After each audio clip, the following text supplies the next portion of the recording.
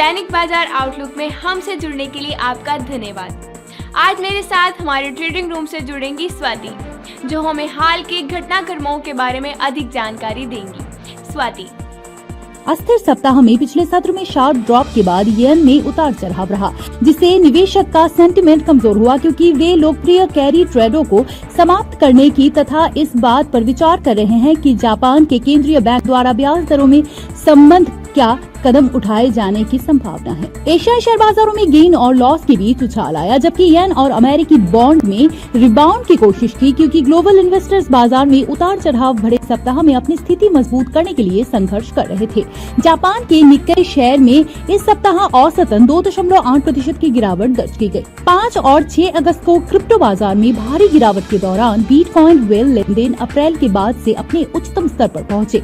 दोनों तारीख पर क्रिप्टो की कीमत में गिरावट के कारण 28,319 बीटीसी लेनदेन 1 लाख से अधिक मूल्य के थे और 5,738 लेनदेन $1 मिलियन से अधिक थे। सिल्वर डॉलर की जोड़ी ने पिछले सत्र में 0.8% परिवर्तन प्राप्त किया। आरओसी एक सकारात्मक संकेत दे रहा है, जो हमारे समग्र तकनीकी विश्लेषण के खिलाफ जा रहा है।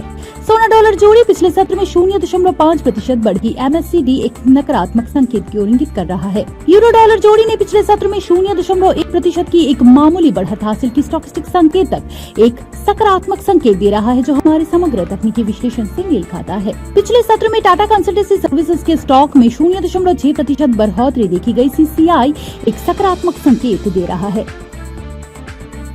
America banker users US oil ring count जारी होगा 17 जीएमटी पर। चीन के उपभोक्ता मूल्य सूचकांक 1:30 जीएमटी पर।